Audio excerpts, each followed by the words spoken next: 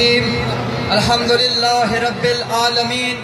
الصلاۃ والسلام علی رسول اللہ وآلہ آل اللہ ولعنۃ الدائمۃ علی اعدائہم اعداء اللہ من یوم عداوتہم الی یوم لقاء اللہ رب اشرح لی صدری ویسر لی امری واحلل عقدۃ من لسانی یفقہوا قولی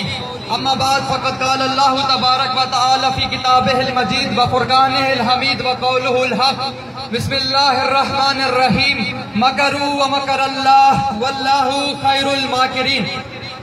السلام علیکم ورحمۃ اللہ وبرکاتہ۔ عزیزان محترم، سب سے پہلے میں آپ تمام مومنین کی خدمت میں، آپ تمام روزہ داران و جوانان و بزرگوں کی خدمت میں خراج تحسین پیش کرتا ہوں، اور واقعاً آپ تمام مومنین قابل تحسین ہیں کہ اس گرم ہوا کے اندر، اس گرم موسم کے اندر روزے کی حالت میں اپنے ٹھنڈے ایئر کولر والے کمروں کو چھوڑ کر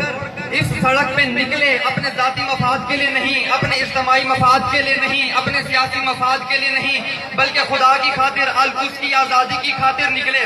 عزیزان محترم، نہایت ہی مختصر ترین وقت میں ایک بہت ہی اہم پیغام آپ تمام مومنین تک منتقل کرنا چاہتا ہوں۔ عزیزان محترم، چند عرصہ پہلے کچھ لوگوں نے رسول اللہ کی توہین کی تھی، رسول خدا کے خاکے بنائے تھے، تو مسلمانوں کی غیرت نے یہ بات گوارا نہیں کی تھی، اور انہوں نے اس شخص کے خلاف قتل کے فتوے دینا شروع کر دیے تھے، اور واقعاً یہی حق بنتا تھا کہ جو رسول اللہ کے تقدس کا پائمال کرے، رسول خدا کی بے حرمتی کرے، اس کو زندہ رہنے کا کوئی حق نہیں۔ بالکل اسی طرح سے جو خانہ کعبہ کی طرف میلی نظر سے دیکھے گا، میلی نگاہ سے دیکھے گا، گندی نظر سے دیکھے گا، اس کو بھی جینے کا حق نہیں۔ اس کی آنکھوں کو نکال کے رکھ دینا چاہیے، اس کی کھال کو ادھیڑ کے رکھ دینا چاہیے، اس کے گوشت کے ٹکڑے ٹکڑے کر دینا چاہیے۔ کیوں؟ کیونکہ خانہ کعبہ خدا کے گھر کے علاوہ ایک منفرد خصوصیت رکھتا ہے، اور وہ منفرد خصوصیت یہ ہے کہ خانہ کعبہ کی طرف رخ کر کے رسول اللہ کو سجدہ کرتے تھے، خانہ کعبہ کی طرف رخ کر کے رسول اللہ کی عبادت کیا کرتے تھے۔ عزیزان محترم، یہاں پر مسلمان کی غیرت گوارا نہیں کرتی کہ کوئی خانہ کعبہ کی بے حرمتی کرے، تو آج سے جب 70 سال پہلے قبلہ اول پر ناجائز قبضہ کیا جا رہا تھا، جب بیت المقدس کی بے حرمتی کی جا رہی تھی، جب قبلہ اول مسجد اقصی پر قبضہ کیا جا رہا تھا، جب جولان کی پہاڑیوں پر قبضہ کیا جا رہا تھا، جب ابراہیم خلیل اللہ، عیسیٰ روح اللہ، موسیٰ کلیم اللہ، سلیمان بن داؤد کی سرزمینوں پر قبضہ کیا جا رہا تھا، جب انبیاء کی سرزمینوں پر قبضہ کیا جا رہا تھا، تو اس وقت مسلمانوں کی غیرت کہاں پہ تھی؟ عزیزان محترم، اس مقدس منبر سے میں یہ بات دعوے کے ساتھ کہہ سکتا ہوں کہ تمام عالم اسلام میں رہنے والے ہر مسلمان کے اندر بہنے والے خون کے قطرے قطرے کے اندر غیرت دوڑ رہی ہے۔ تو پھر یہاں پہ کیوں نہیں بولے؟ یہ فقط ملتیں، قومیں ان نام نہاد حکمرانوں کے دھوکے کے جھانسے میں آ گئی، ان نام نہاد قوموں کے سربراہوں کے دھوکے میں جھانسے میں آ گئی۔ انہوں نے کیوں دھوکہ دیا؟ کیونکہ انہوں نے خود کو بیچ دیا تھا، انہوں نے خود کو صہیونیوں کے ہاتھ بیچ دیا تھا، انہوں نے خود کو یہود و نصارہ کے ہاتھ بیچ دیا تھا، اور پھر دھوکے دینا شروع کیے۔ کیا کبھی کہتے تھے کہ یہود و نصارہ کبھی کہتے تھے کہ بیت المقدس یہود و نصارہ کا ہے، ان کو دے دو۔ کبھی شیعوں کو دھوکہ دیتے، اے شیعوں، وہاں پہ شیعہ نہیں رہتے، وہاں پہ سنی مسلمان رہتے ہیں، تم سنی مسلمانوں کے لیے کیوں اپنی آوازیں بلند کرتے ہو، کیوں صدائے احتجاج بلند کرتے ہو؟ تو عزیزان محترم، ان دھوکوں کے جھانسے میں آئی ہوئی قوم 70 سال سے زیادہ عرصے تک خاموش رہی، اور اس خاموشی سے فائدہ اٹھاتے ہوئے کہ یہود و نصارہ، ان صہیونیوں کے اندر اتنی جرأت پیدا ہو گئی کہ انہوں نے جب دیکھا کہ ہم نے بیت المقدس پہ قبضہ کیا، ہم نے قبلہ اول پہ قبضہ کیا، ہم نے انبیاء کی سرزمینوں پہ قبضہ کیا، یہ مسلمان خاموش ہیں۔ اب ان کے اندر اتنی جرأت آ گئی تھی کہ انہوں نے زینب کبریٰ کے مزار کی طرف بھی قدم بڑھایا، انہوں نے کربلا کی طرف بھی قدم بڑھایا، انہوں نے خانہ کعبہ کی طرف قدم بڑھایا، انہوں نے امام رضا علیہ السلام کے بعد ایک خطرناک ترین و افسوسناک بیان دیا، میں بیان آپ کو خدمت میں پیش کرتا ہوں۔ انہوں نے ان کے اندر اتنی جرأت پیدا ہو گئی کہ انہوں نے امام حسن عسکری علیہ السلام کے روزے کو کئی مرتبہ بم سے اڑایا۔ ان کے اندر اتنی جرأت پیدا ہو گئی کہ انہوں نے صحابہ کرام کی توہین کرنا شروع کر دی۔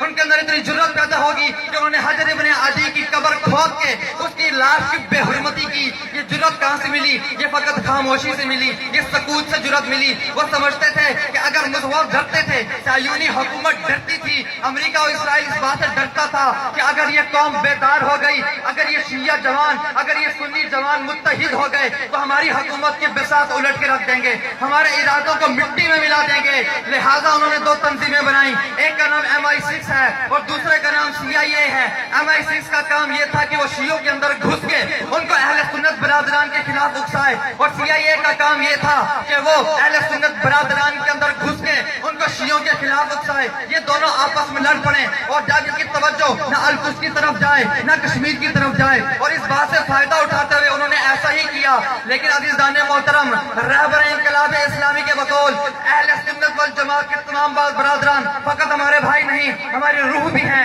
हमारी नफ्स भी हैं, हमारी जान भी हैं, और इनके साथ मिल के हम सदाए एहतजाज बुलंद करेंगे।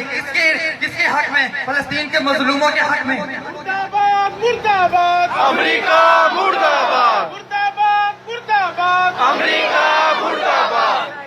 मुर्दाबाद मुर्दाबाद इस्राइल मुर्दाबाद, मुर्दाबाद मुर्दाबाद इस्राइल मुर्दाबाद। फलस्तीन की आजादी तक जंग रहेगी, जंग रहेगी, फलस्तीन की आजादी तक जंग रहेगी, जंग रहेगी, कश्मीर की आजादी तक जंग रहेगी, जंग रहेगी, कश्मीर की आजादी तक जंग रहेगी, जंग रहेगी। अज़ीज़ान मोहतरम, मुसलमान फकत वो मुसलमान अल-कुद्स की हिमायत में बोलेगा, फकत वो मुसलमान अल-कुद्स की खातिर रैलियों में शरीक होगा जिसके अंदर गैरत होगी, और मुसलमानों की गैरत जगाने के लिए यही एक जुमला काफी है जो उस मलऊन, उस खबासत की कान, खबासत की माँ अमेरिका ने अपनी जबान से अदा किया। मैं उस शख्स का नाम भी अपनी जबान से अदा नहीं करना चाहता। प्रेसिडेंट ऑफ अमेरिका ने जानते हैं क्या बयान दिया? उसने ये बयान दिया, अल-अयाज़ु बिल्लाह माज़अल्लाह, किस तरह से जबान से अदा करूं, कि खाना काबा के बाद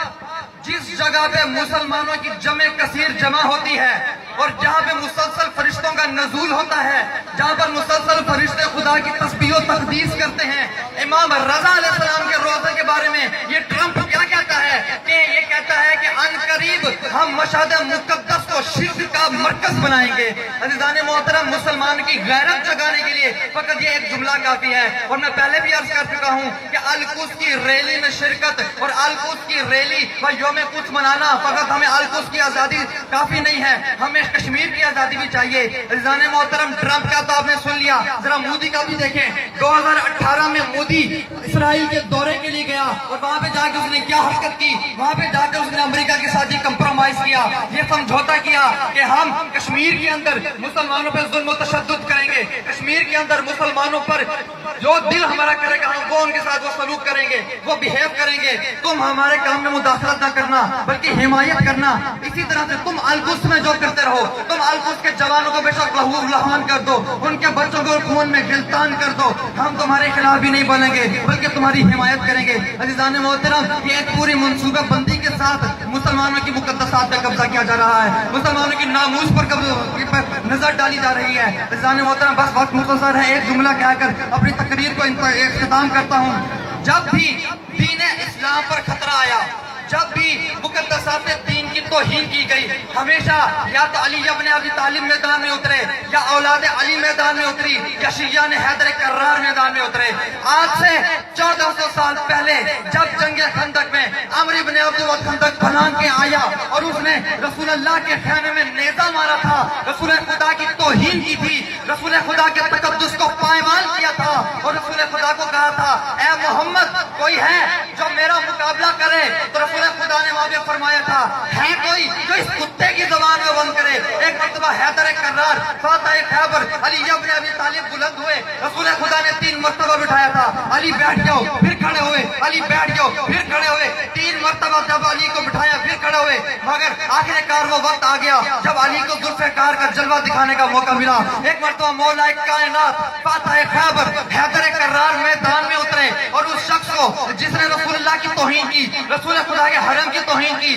رسول خدا کے تقدس کو پائمال کیا تھا، اس کو بتا دیا کہ رسول خدا کے تقدس کو پائمال کرنے کی سزا فقط اور فقط موت ہے، اس کو زندہ رہنے کا حق نہیں۔ ہو بہو اسی طرح آج 1400 سال بعد پھر امریکہ اور اسرائیل، وہی یہود و نصارہ کی اولاد ایک مرتبہ پھر میدان میں اتری، انہوں نے پھر رسول اللہ کی حرمت کا خیال نہیں رکھا، انہوں نے پھر بیت المقدس پر قبضہ کر کے فلسطینی بچوں کو خون میں گلتان کر کے پھر رسول خدا کے تقدس کو پائمال کیا۔ اور اسی طرح آج پھر 1400 سال بعد حیدر کرار کا بیٹا سید علی حسینی خامنائی میدان میں اترا اور اس نے دشمن کو للکار کے کہا کہ سنو، ان قریب وہ دن دور نہیں جب امت مسلمہ مل کے، شیعہ سنی مل کے تمام ہم نماز ہو گئے بیت المقدس کے اندر، مسجد اقصی کے اندر مل کے بعد جماعت نماز ادا کریں گے۔ بس اب آخری نعرے پہ تقریر کو اختتام کرتا ہوں۔ عزیزان محترم، اگر آج کوئی انسان یہود و نصارہ کے ظلم پر خاموشی سے اپنے گھروں میں بیٹھا رہتا ہے، اس کا مطلب یہ ہے کہ اس نے ذلت کو قبول کر لیا، اس کا مطلب یہ ہے کہ اس نے اپنے اندر کی موجود غیرت کو ختم کر دیا۔ حضرت امام حسین بن علی نے کیا کیا تھا؟ ہاتھ میں ذلہ کا نعرہ بلند کیا تھا کہ مجھے ذلت قبول نہیں ہے، میں کیسے گوارا کروں علی اکبر کے سینے پہ برچھی لگتی ہے لگ جائے، قاسم کے ٹکڑے ہوتے ہیں ہو جائے، عباس کے بازو قلم ہوتے ہیں ہو جائے، لیکن میں یہ برداشت نہیں کروں گا کہ اسلام کی توہین ہو، میں یہ برداشت نہیں کروں گا کہ تو وہی کیا بے حرمتی کرے، میں تیرے خلاف قیام اٹھاؤں گا۔ اور یہ صدا بلند کی کہ ہاتھ من الذلہ، ذلت ہم سے دور ہے، لہذا آج ہم تمام مومنین کا ایک گروہ مل کے اس ہاتھ من الذلہ کی صداؤں کو بلند کریں گے، اور اس طرح سے ہاتھ من الذلہ کی صداؤں کو بلند کریں گے کہ امام حسین کو یقین ہو جائے کہ واقعی یہ شیعہ فقط نعروں کی حد تک نہیں بلکہ عملی میدان میں بھی اپنے کردار کے ذریعے سے بھی ذلت کو دور کرتے ہیں۔ لہذا میرے ساتھ مل کے ہاتھ من الذلہ کی صدائیں پورے وجود کے ساتھ اور روح و ایمان کے ساتھ بلند کریں گے۔ ہاتھ من الذلہ، ہاتھ من الذلہ، ہاتھ من الذلہ، ہاتھ من الذلہ، ہاتھ من الذلہ، ہاتھ من مردہ